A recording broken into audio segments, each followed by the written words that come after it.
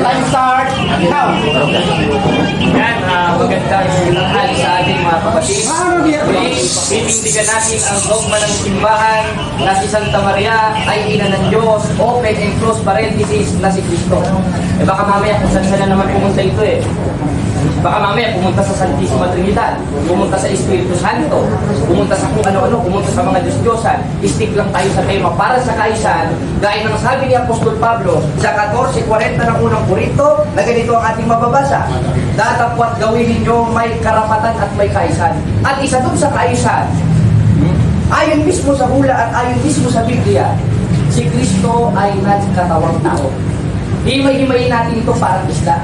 Malamang may hindi kumakain ng isda, hindi ko nagpapagitig yung anong sekta ito. Malamang yung dati pinaalipan na itong katunggalin natin. Na ayon mismo sa hula, sa 4:4 ng Galacia, sapagkat darating ang araw at oras na isusugo ng Diyos ang kanyang anak. Sino yung anak niyang isusugo niya? Na ipanganganak ni Santa Maria Birhen, ayon mismo sa konteksto ng 4:4 ng Galacia. Napakalinaw, sa 5:20 ng unang 1, yun ang tunay na Diyos at buhay na walang hanggan. Tama? Tama. Siya lang naman nagpapamali doon Ngayon, kung pabubulaan na niya yun, umalit na lang siya sa iglesia ni Manalo. Na yung Diyos na nagkatawang tao, na si Yesu Cristo, ipinanganak ni Santa Maria Birhen. Kaya konsiderado, ayon sa Biblia, na patutunayan ko, si Santa Maria ay ina ng Diyos, at yun si Cristo ayon sa Biblia. Ngayon, sa paanong paraan, si Santa Maria naging ina ng Diyos, ngayon ng Diyos ay wala namang pinagmulan. Yun kasi istagdili, mabasa ng 92 na awit, ulo-ulo ng 1, etc. Pati yung nasa unang Korinto, na ang Diyos ay hindi tao. Kasi napakalinaw. Hindi po sa 8, siya ay nakitulad sa tao na bagamat sa Diyos. Sa papaanong paraan, sa disipo ng Hebreo, gumamit siya ng haing katawan. Kaya pagpasok niya sa sanlibutan, sinasabi, haing at tandog ay hindi mo ibig. Ngunit isang katawan ang sa akin na ay inihanda mo. Sa isang salin, nang ang Diyos ay pumasok sa sanlibutan, siya ay gumamit ng haing katawan. At yung haing katawan na yun yung nasa sinapupunan ni Santa Maria, na sinabi ni Santa Maria, na ikay nagdadalang tao, na ang nasa loob nun, sa 2:9 yung Kolosan, na ayon mismo kay Apostol Pablo, sa kanya nananahan ng likas na kalagayan ng pagka-Diyos ng siya'y maging tao. At yung Diyos na yun, nung nakita ni Apostol Tomas, sa 20:28 ng 1, Panginoon ko, Diyos ko. Yan ang ibahin mo, Pastor Joan. Tingnan natin kung magigibang mo. Kung baga kung gigibain mo yan, lalabanan mo si Apostol Juan, lalabanan mo ito, lalabanan mo si Santa Isabel. Na napakalino sa 1:43 ng Lucas, na anong nangyari na ang ina ng aking Panginoon ay pumarito sa akin. At yung subject of the sentence na Panginoon, nasa hula na, sa website ng Isaias, tatawagin makapangyarihang Diyos. Alin yung ipanganganak? Makapangyarihang Diyos. Ngayon, sino manganganak? Si Santa Maria, hindi naman kasi pwede siya, wala naman siya ovary. Di bali na lang, kung magpapatransgender siya, sisirain niya yung templo na Diyos Christi sa isang unang Korinto. Maaari manganak siya o kaya yung transplant. Kasi talamak na yun. Katunayan, sa Thailand, maraming ganun, mga nagpapalit ng kasarian. Bali ba na lang kung magpapalit siya ng kasarian? Pwede siyang manganak. Pero hindi niya matututulan na ang nanganak kay Kristo sa pamamagitan ng katawang tao at ang nasa loob ng pagka-Diyos na kasama ng Ama na ayon sa 1:26 ng Genesis sa Hebrew ay Elohim. In Hebrew 4:30, sa Hebrew interlineal ay God's plural. Sabi ko sa sentence, the Father, Son, of the Holy Spirit. Isinugo ng Ama yung isa niyang persona na anak at Diyos, ang ating Panginoon Jesucristo sa pamamagitan ng haing katawan na umasok sa sinapupunan ng Santa Maria at ipinanganak niya. At nung ipinanganak na, nangaral, nakita ng mga apostoles na hindi niya nakita. Na ano? 20:28 ng 1, Panginoon ko, Diyos ko. Ano tayo na? Tayo mo tayo. Sabi rito, last 2 minutes. O kaya, yan ang tututulan mo. Kaya kung tututol ka si Santa Maria, ina ng Diyos, lumipat ka na sa iglesia ni Manalo, magpadoktrina ka na, iulis mo kapila nila dito, pwede ka pumunta, Pastor Joan. Kasi dati kang Seventh-day Adventist, tapos ngayon, ano ka na, the way of truth. Tingnan natin kung talagang nasa katotohanan ka. Kaya lahat ng itatanong mo, yung sinabi ko, because I am under cross-examination para sa iyo. I-wait na natin. Okay. Tapos na ang kining aprobative siya kaya pautunan niya ang Maria, inahan ng Diyos. O riyan tapos i-cross-examine sa siguro nito sa negative. Pastor, doon na kayo siguro nito sa pag-cross-examine ko Tanong, Brother Jaren, ayon sa post mo, patunayan mo na si Maria ina ng Diyos. Ina ng Diyos. Yan bang post mo na ginawa mo yung paksa natin Yun ba ay tama o mali? Kung tama yun, napakalino. So, nung 43 ng Lucas, kasi nung isinusulat ko yun, ang nasa isip ko na Diyos doon, yung anak. Dahil wala ka namang mababasa sa Biblia na ang pinanganak yung ama, maliban na lang kung pumasok ka dito, ipanganak ka rin. Ina na ni Joan yun. Kaya ina ng Diyos, nung 43 ng Lucas, referado sa Panginoon o sa Greek word ay Krios. Kaya, pinapilatan mo naman, Pastor Joan. Okay, lawat Wala ka na. namang Okay. Sa post mo, patunayan mo na si Maria, anak niya ay Diyos. Tapos ngayon, sa Okay, so, pag-deliver mo, Ikaw na, ikaw na. Ayos. Bayan na, kuha time. Yes. 5 minutos na. Sige, 5 minutes ka. Wala akong sinulat na anak niya ay Diyos. Ang nakasulat doon sa post, ina ng Diyos. Okay, tapos Sinungaling ka din. ang tanong mo lang, tungkol sa kanyang pinandigan. ina ng Diyos. Time start. Kamali. Sabi mo, si Maria, ina ng Diyos. Pero ang deliver mo ngayon, si Kristo ay Diyos. Yan ba ay sang-ayon sa yung paksang ginawa o hindi? Sangayon, ikaw lang naman hindi sumasangayon dahil hindi ka nakikinig. 8:47 naman dahil sa Diyos nakikinig ng salita ng Diyos. Kaya nilatag ako sa 5:20 ng unang 1, tsaka 1:1 ng 1, etc. At 26 ng Isaiah, sa referado yun doon sa Panginoon na sinapupunan ni Santa Maria sa 1:43 ng Lucas. Kaya konsiderado si Santa Maria ay ina ng Panginoon. Yung Panginoon yun, referado kay Kristo. Hindi naman pwede. Next question. Next question. Sa deliver mo ngayon, kasama na si Jesus. Sa post mo, patunayan mo na si Maria ay ina ng Diyos. But ang deliver mo, kasama na si Jesus. Dapat, ang tanong ko sa iyo, ba't mo hindi sinali? Ano tanong? Ang tanong ko, ba't hindi mo sinali na Diyos si Jesus? Kasi ang ating usapan, patunayan mo na si Maria, ina ng Diyos. Okay, natindihan ko tanong? Naintindihan Okay, ko. tanong Hindi naman kasi pwede isali, wala naman sa video games yun, tingnan mo. Kaya nung isinulat ko yun, nung itinay kong Diyos, referado yun kay Kristo dahil hindi naman pwedeng ipanganak yung Ama. Ang ipinanganak lang sa Webes sa Istang Isayas, ayon sa hula, at sa 1:43 ng Lucas na Panginoon nasa sinapupunan niya, si Yesu Kristo yun, kaya konsiderado pa rin na si Santa Maria ay ina ng Panginoon, at yung Panginoon sa 5:20 at 20:28 ng 1 ay Diyos, kaya si Santa Maria ina ng Diyos. Gibain mo yan, Pastor. Ibang tanong. Paulit na tanong, ba't mo hindi sinali si Jesus doon sa paksa mo na patunayan mo na si Maria, ina ng Diyos na anak? Ba't hindi mo sinali? Yan ang tanong ko, ba't hindi mo sinali? At ngayon, So, sinali mo na. sumagot ka pa. Ulit Sasagot na. Sige. Okay, Pagbigyan natin. Kasali naman talaga si Kristo doon sa salitang Diyos. Huwag mo naman sabihin si Kristo, tao. Dahil nung itinay ko Objection, moderator. Okay, anong Object ko, ba't di niya sinali doon sa paksa namin? Okay. Ang tanong niya, bakit hindi niyo sinali? Hindi ko sinali. Sinali ko. Dahil nandun na mismo sa salitang Diyos ko dahil yung sabi ko, the sentence, sa akin, hindi ka kasi Okay, sa- Yung sabi ko, the sentence, sa salitang Diyos, referado kay Kristo yun. Time pause. Sige. Hindi referado sa'yo yun. Okay. Time start. Wait. So, refers kay Kristo yun. Tanong ko sa'yo, saan mo nabasa na sinabi ni Kristo na ina niya si Maria? Wala dito. Kasali na ito. Natawag dito, kapatid na Rosa. Nakalagay dito. O ayan, nakalagay dito sa 2:1 ng 1. Ang sabi ni Kristo sa 4, Jesus answered, Mother, I love you. Ikaw lang naman may ayaw kay Santa Maria. Kaya ni Santa Maria. Sunod na tanong. Ay, ipapakasunod. Sunod na tanong. Okay. Noong bang sinabi ni Maria na babae, tanong ko sa iyo, bakit tinawag niya si Maria babae, hindi niya tinawag na ina? Okay. Ewan ko. Tanungin mo si Kristo, pero napakalino. Ito ang gibain mo, yung tinanong ko kanina. Sa 2:1 ng 1, Jesus answered, Mother, I love you. Gusto mo marinig kay Kristo yung masama. Ito mabuti, ayaw mo tanggapin, no? Kumira ka naman. Okay. Yan ang gibain mo, Pastor Johan. Lumalayo ka na sa tema na si Santa Maria ay ina ng Diyos. Kaya, Time! mo, yung unang pagkakas ng Lucas. Okay, sunod na tanong. Sabi mo, kanina, na hindi alam at tanungin ko si Jesus. Tayo naman ang nagdidebate. Ba't sinabi ni Maria, minamahal niya si Maria, ba't sinabi nila ni Maria at saka sa kanyang mga kapatid na si Kristo ay nagiging out of mind?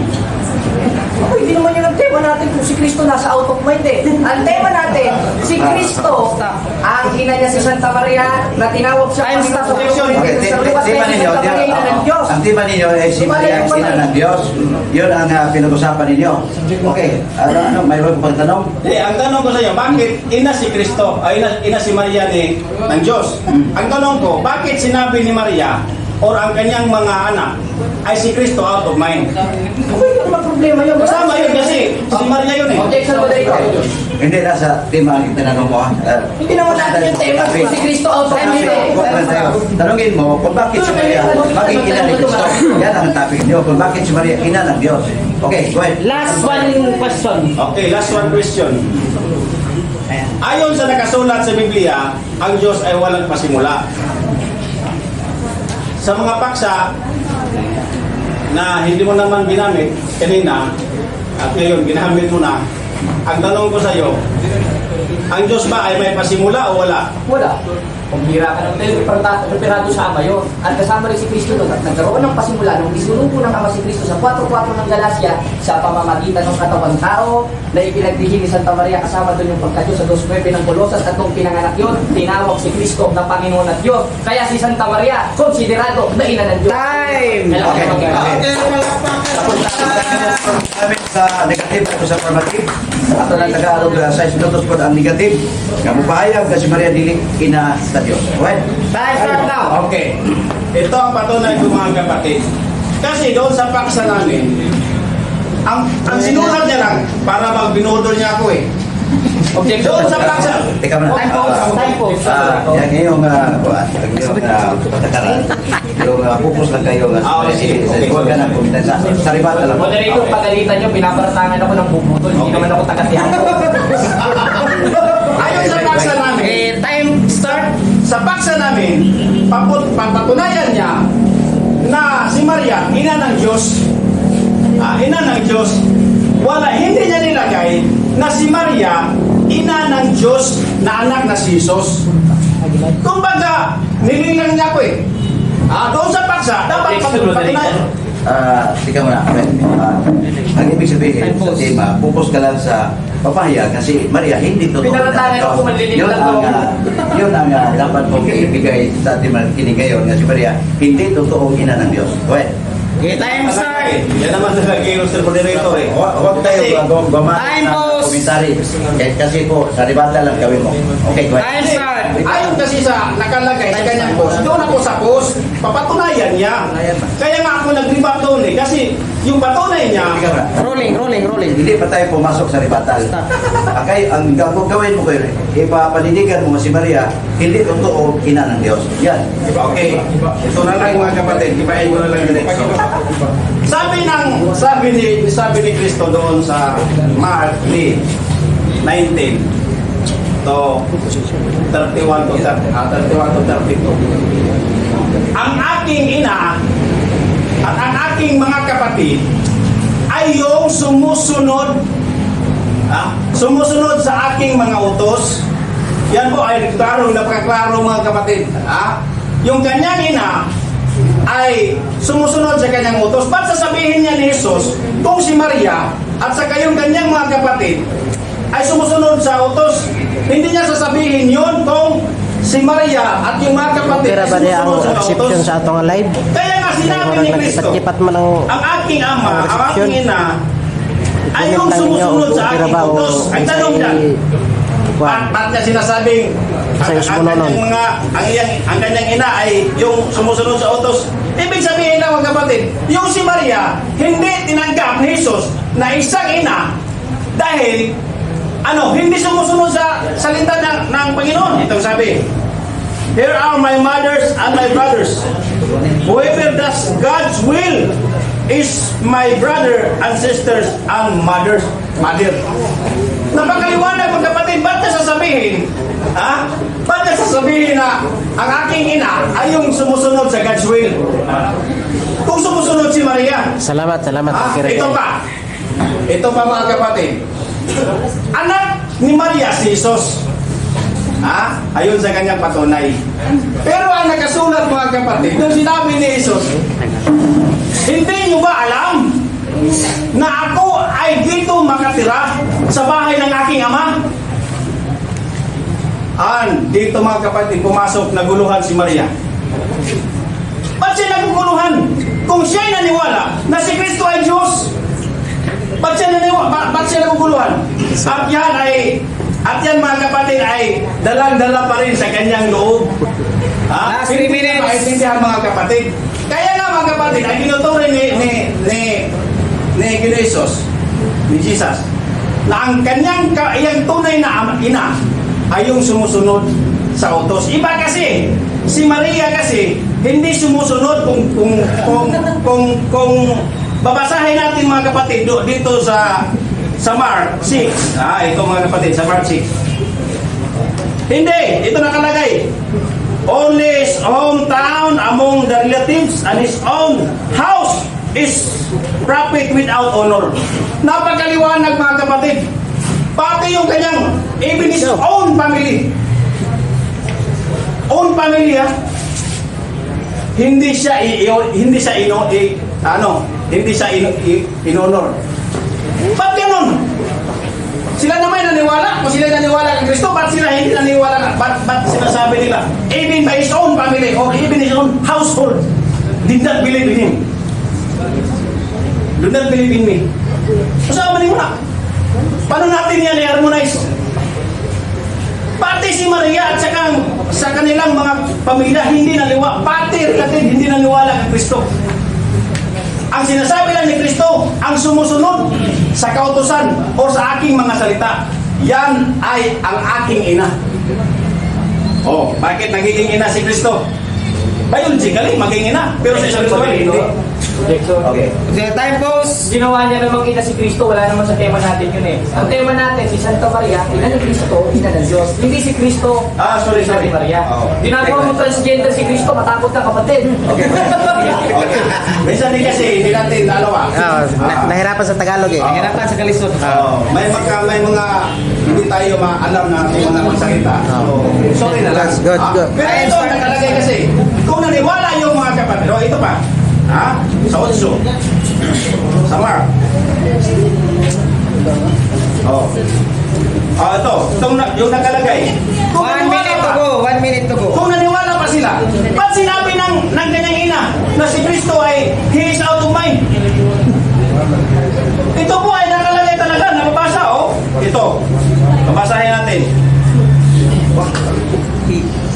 Here are my mothers and my brothers. Who does God's will is my brothers and sisters and mothers. Ito ang sabi niya. Ang aking ina at ang aking mga kapatid ay yung gumagawa sa God's will.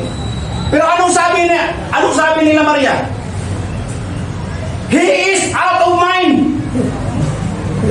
Napakaliwanag Sinabi ni Kristo na yung kanyang mga kapatid, ang kanyang ina at sa kapatid, yung sumusunod sa utos ni Jesus. Pero anong sabi ng ina at sa iyong mga kapatid?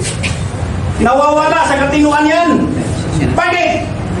Kasi Time! kumakain si Kristo nito. Negative, tapos na oras mo. Ang affirmative, bigyan natin ng 5 minutes. Close, sabi sa'yo, handa na kayo. Handa na kayo. Sige, simula ka na. Okay ka na? Sige. Ayon sa ating paksa, na patutunayan ayon sa Biblia, sino ang ina ng Diyos? Si Maria o ikaw? Kategorika. Sino ang ina ng Diyos? Ikaw at Maria. Ayon sa paksa na ayon sa Biblia, si Maria o ikaw? Wala namang ina dyan eh. Objection, moderator. Diyos ang tinatanong. Time goes! Examination. Sumagot ka sa tanong ko. Ang tanong ko sa iyo, ayon sa paksa, sino ang ina ng Diyos? Ayon sa Biblia, ikaw sa Santa Maria. Hindi mo maibig ka pa po. Yes or Ang no? sagot ko, Time Psalms 19 verse 2. Objection, moderator. Time goes. Kaya mo na. Objection. Ang tanong nila, sino ang ina ni Maria? Sino ang ina ni Kristo? Ang tanong ko sa kanya, ayon sa paksang na pag-usapan, na patutunayan, sino ang ina ng Diyos? Ikaw o si Kristo? Sige. Maria. Ikaw o si Maria? Sagot. Ang sagot ko dyan Time start. yan ay question na ano yun? Maling question yun. Kung mo titin, tanong mga iba. Council Tanong ko objection, ng iba. moderator. Kasi kung mali yung tema, ba't niya pinatulan? Hindi kung mapatol pala siya sa mali. Nakinig naman kayo, hindi siya sumasagot. Hindi siya sumasagot. Hindi na. Titin. Sunod na tanong. Ana, putos na yun. Putos na. Sa 4.4 ng Galacia, sino yung ipanganganak na anak ng Diyos sa pamamagitan ni Santa Maria? Ikaw o si Kristo? Hindi naman yun ang tema namin. Objection mo dito? Time starts Sa tema Ano na? natin. Time po. Ano? May sagot ako 1 minute. Oh. 30 seconds na, 30 seconds lang. Ang tanong, ulitin mo tanong. Oh, sa 4.4 ng Galacia, sino yung ipinanganak ni Santa Maria na isinupo ng Diyos? Okay. Ikaw o si Kristo? So, klaro naman tanong. Sino ang ipanganak ni Maria? Ikaw o si Kristo? Sa tema namin, Mr. Moderator, hindi kasali si Kristo doon. Diyos lang ang sinabi niya. Pero, yun, kasali yun. Time po. Time po. Sagutin mo, sino ang ipanganak ni Maria? Dahil po, ang inyong lalis kayo, sa Tagalog lalis. Pinagla ng tugian. Naging ko kayo, ako ang Maria. Ina ba siya? Hindi. So, ang pagkaina, sali sa tanong niya, sino ang ipanganak ni Maria? Wala naman sino pinanganak ni Maria? Wala naman sa paksa namin. Ito. Mayroon si Maria. Si Maria, mayroon Maria. Di ba? Mayroon Maria. Si Maria ang topic ninyo. Tama. So, ang tanong niya, sino ang anak ni Maria? Yan ang topic ninyo. Time po. Si Jesus. Ayun. Okay. Oh, si Jesus. Time starts. Ito yung tanong. Ngayon, Di, may- sino yung Jesus na yun? may 30 seconds pa. 28 ng buwan? Diyos o pusa? Sabi ko rin. Okay. Sino naman si Jesus? Diyos o pusa? Ba't bakit sila din pusa? Tama na yun, Federico. Okay, sige. Go ahead. Sino? Jesus, si Jesus. Ayun. Salamat.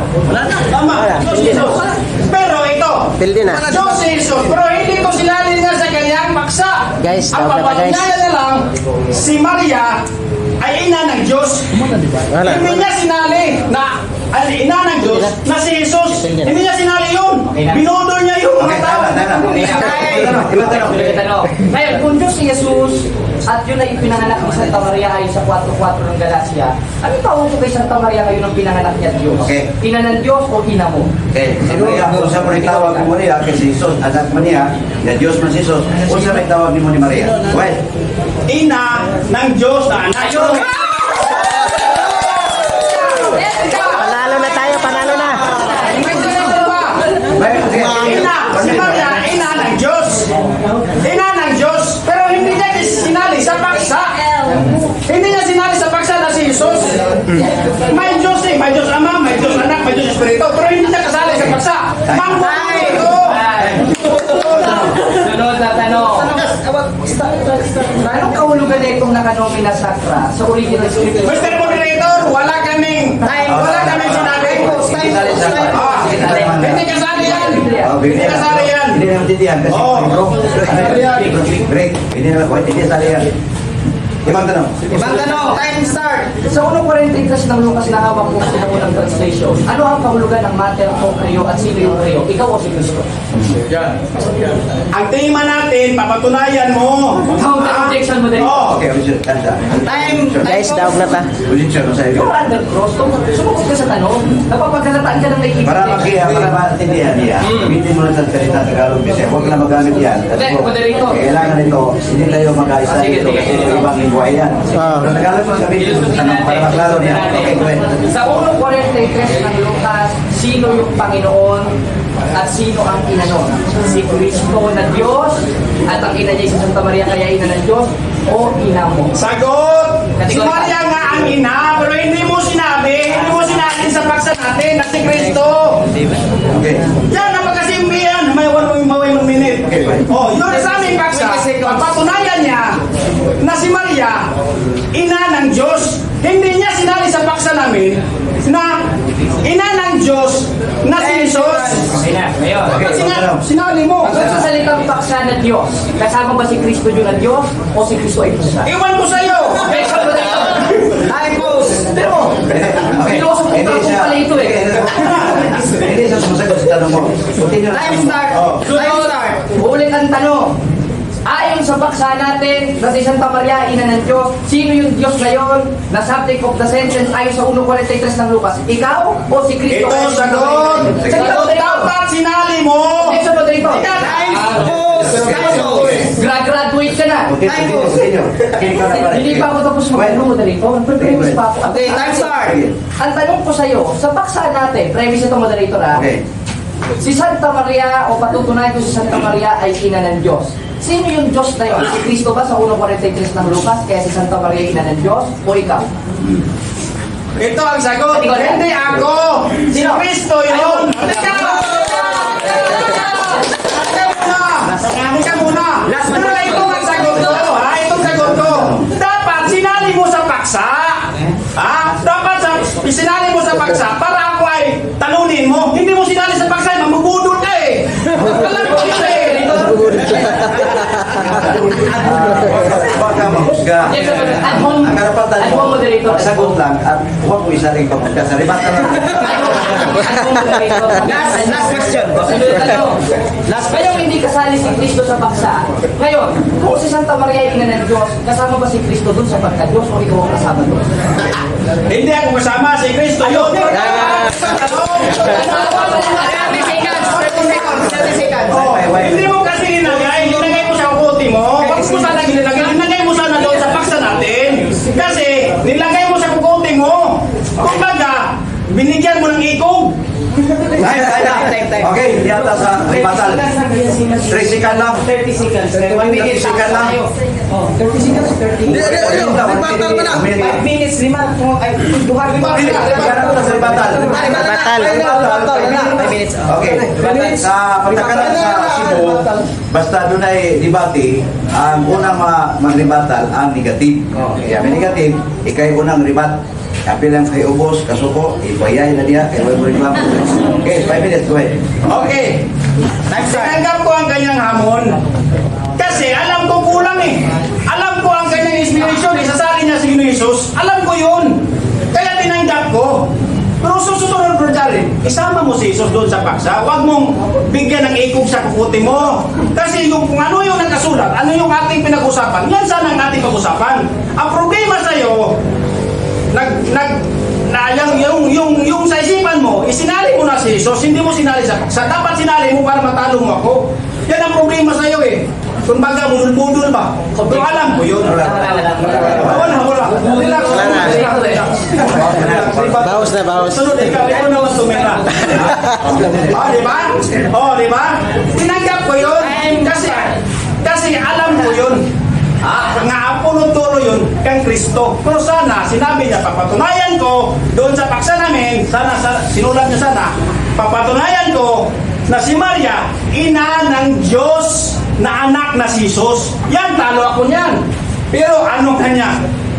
Papatunayan ko na si Maria, ina ng Diyos. Ang tanong dyan, kung ako sa kung side, sinong Diyos ang nasa isip ko? Eh di ba yung nasa Psalms 90, verse 1 and 2, at saka yung sa Genesis, at saka yung sa Revelation na Alpha and Omega? Di ba? Yan ang nasa isip ko. Paano kung naisip niya yun pala si Jesus? Di hindi kami magkatalo doon. Dapat linagay mo para matalo mo ako. Hindi mo kasi inisip yung paksa eh. Ito ngayon, sinasabi mo, si Maria, ina ng Diyos. Ina ng Diyos. Bakit sinabi pa ni Kristo? Yung aking ina, ay sumusunod sa aking mga salita. Bakit niya ba sasabihin kung si Maria ay sumusunod? At saka kung kinilala din na, kung minahal niya talaga si Jesus, bakit niya sasabihin, si Kristo, he is out of mind. Wala sa tamang kaisipan. Bakit? Hindi daw nakakain. Ito, basa. Hindi ko na lang babasahin. Kasi maraming tao at si Kristo walang time sa pagkain. Kaya anong sabi ni Maria? Nawala ang katinuan sa kaisipan ni Kristo. Yan, mababasa yan. Napakalinaw mga kapatid. Kaya anong sabi ni Kristo? Ang aking ina ay yung sumusunod sa sa aking mga salita. Sa aking mga salita. Talaga naman yung mga apostol, kinikilala nila si Maria kasi sabi nila, yung ina mo nasa labas. Yung ina nasa labas. Kahit na si Kristo, nakapako na sa krus, sinasabi niya pa, babae! Bakit ka sasabihin babae, napakawalan namang respeto ni Kristo. Sasabihin niya, babae, kanyang ina, ikaw, mama mo, sasabihin mo na, babae, yung anak, mayroon bang ganon? Tapos kung ikaw si Kristo, doon sa Kana, nung naubos na yung anak, sasabihin man ni Kristo, babae, hindi pa ngayon ang araw. Ba't hindi sasabi? Ma, hindi pa ngayon ang araw. naman ng Kristo. Ha? Kasi hindi niya kinikilala si Maria. Ha? Nagrespeto siya bilang sumala sa Lucas 2. Sumusunod siya. Pero hindi niya kinilala ina. Kasi napakaliwanag mga kapatid. Ang sumusunod sa kanyang mga salita, yun ang kanyang ina. Spiritually. Biologically, si Kristo ay naging daanan si Maria. Hindi naman ako tutol doon, pero hindi yan ang aming paksa. Ha? Kaya nga bro Janet, sa susunod, kung gumawa ka ng paksa, 1 minute po. kumplituhin mo. Ha? Hindi yung nakumplito, nagsulat ka ng paksa, kinukumplito mo sa kakukuti mo. Wag ganun. Di ba ako mabudol? Kaya nga sumasagot ako si Kristo yun. Pero dapat sinali mo doon sa paksa. Talo na ako doon kung sinali mo sa paksa. Talo ako doon. Paano kasi?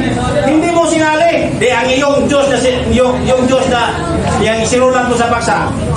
Yung sa aking kukuti naman yung Diyos na Diyos na yung nasa Old Testament. Paano tayo magkasundo doon? Diba? Dapat kumplituhin. Kumplituhin. Kaya kasabi ko, ang Diyos walang pinagsimulan. Since the beginning, in the beginning God created the heaven and earth. Paano niya? Sinabi nga na yung kanyang ina ay yung sumusunod sa kanyang utos. Ibig sabihin lang yun. Napakaliwanag yun. Na dinidinay ni Kristo yung pag-ina ni Kristo dahil hindi si Maria, hindi sumusunod. Time! Pwede na sa negative, ibuhos na niya, ibuhos 5 minutes. O niya, atos pabawasan din kiyang ginatake, ato affirmative. Sa FD, well, Congratulations, Johan, sa iyong pagkatalo. Ngayon, hindi pa rin natin yung sinabi niya kasi kalingan sapagkat bawal din sa subject dito. Ngayon, pinasama niya si Santa Maria. Hindi po pinagalitan ni Maria si Cristo, hindi na mahal ni Santa Maria si Cristo. Ikaw, nung bata ka, baka pinalugod ka pa sa mundo eh. Ibig sabihin pala, itinakwil ka ng magulang mo. Ako, dilema ka din eh. Kaya lahat ng tanong natin, inatake na rin yung paksa eh. Sabi, sana naman kung gagawa ka ng paksa, sana kumpletuhin mo. Para ba sa iyo, si Cristo, hindi Diyos? Kailangan pa, Diyos, tunay, si Cristo, tapos nakalagay may address ng bahay kung nakatira. Tulong talaga ito yung pertinente yung tao na siya. Ayaw na lang kita murahin eh. Kasi kung sasakali naman kita dito, masyado namang masama yun. Dahil pinasama mo yung ina ng Diyos kasi Santa Maria. Pati si Cristo, pinasama mo. Guruin mo yung Diyos, pinasama mo. Kung pwede ka lang sa lalim, masasakal kita eh. Kaso baka makatulog ako sa'yo. Kaya iibain natin ang tema na ipinresenta niya. Napakontra sa ating tema. Ngayon, ayon sa Biblia, hindi ba talaga ina ng Diyos si Santa Maria? Napakalinaw, inamin niya sa 20:28 ng 1 at sa bangsa na yung ina ng Diyos ay si Santa Maria na isinuko ng Diyos sa pamamagitan ng pagdirihi niya sa ating Panginoon Kristo ayon sa 4:4 ng Galacia. Nag-iba niyo ba? Hindi. Nag-iba niya ba ang 1:43 ng Lucas? Hindi. Nag-iba niya ba ang 9:6 ng Isaiah? Hindi. Wala siyang naigiba. Doon ka pumunta ka sa demolish. Doon, baka may nagde-demolish doon. Yun na lang ang gibayin mo. Dahil never mo magigiba ang aral ni Cristo na ipinasulat kay Lucas na si Santa Maria ay tinawag na ina ng Panginoon. O sa Greek, Mater to Creon. At yung Creon, referado sa Teo na si Cristo na nakita ni Apostol Tomas sa 20:20. Kaya congratulations, graduate ka na. Graduate ka na sa impyerno. Gis 27 ng February. Hindi sa nilalain ka, Pastor Johan. Kailangan mong tanggapin. Tinanggap niya eh. Tinanggap niya eh. Na ano? Na si Santa Maria ay ina ng Diyos na si Jesus. Inamin niya ba? Inamin niya. Ibig sabihin, napatunayan natin, si Santa Maria, ayon sa Biblia, ayon sa tema, at ayon na rin sa kanya, ay tunay na ina ng Diyos na referado sa Panginoon na nakita ni Santa Elizabeth sa 1:43 ng Lucas na ipinanganak ni Santa Maria na ayon sa hula sa 9:6 ng Isaiah, ang ipanganganak na bata ay tatawaging makapangyarihan ng Diyos. Para sa kanya, kulang pa yun. Ibig sabihin pala sa iyo, si Kristo hindi Diyos. Gusto mo ba nakalagay yung address ng bahay? Nasa langit yun, walang address yun. Basahin natin sa 3:1. Kung kayo may muling bunuhay na kalakip ni Kristo, ay hanapin ninyong mga bagay na nasa itaas sa langit na kinaroroonan ni Kristo na nakaupo sa kamay ng Diyos. Kaya ayon sa akin, ayon sa doktrina ng simbahan, yung ina ng Diyos, yung Diyos na nakalagay doon, si Kristo. Dahil hindi mo naman pwedeng itanggi si Kristo. 2 minutes to go. Sapagkat kung itatanggi mo, si Kristo ay hindi Diyos na ipinanganak ni Santa Maria sa pamagitan ng katawang tao, graduate ka na, lumipat ka na sa iglesia ni Manalo, Johan. Di ba? Ganun lang naman yun yun eh. Eh kaya, sabi mo, mambubudol ako. Kahit kailan, di ako umutang ng pera sa iyo, ano? Masama naman yata ang paratang yan. Ako'y nangangaral, pararatangan mo, mambubudol. Aba, that is too personal. Kasi kung gusto mo personalan, gusto mo paramihan tayong mure. Kasi hindi kita papatulan ka dahil masama yan.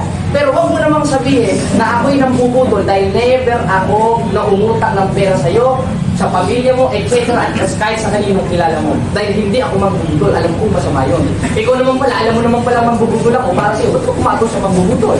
Eh, ang sabi sa unang Thessalonica 5:22, layuan yung bawat ayaw ng masama. Ba't lapit ka sa akin ng lapit? Crush mo ba ako?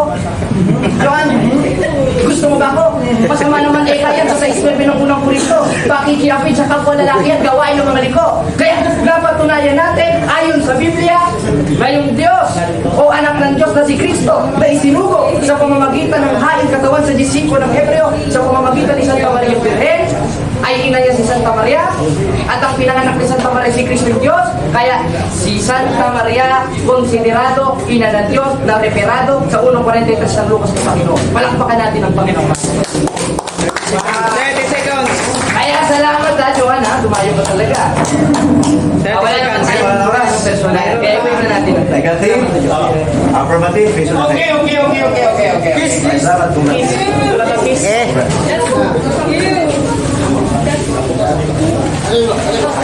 Sa may mga sponsoran eh. Wala.